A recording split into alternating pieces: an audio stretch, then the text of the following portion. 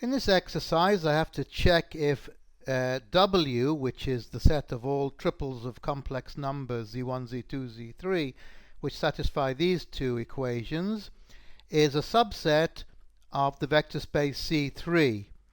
Now, normally I wouldn't write over the complex field C because it's understood, but if you look at the previous exercise we had the field R, real numbers. So this is in contrast to the previous exercise. There we showed that it was indeed a subspace. I can tell you right now that in this case the answer is going to be no, that it is not a subspace.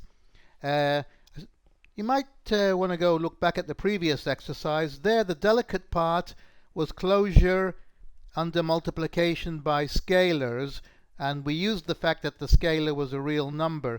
And in fact, here we're going to violates that closure by scalar multiplication.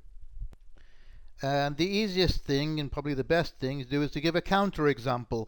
All I have to do is give one example which doesn't satisfy multiplication by scalar, and we're done.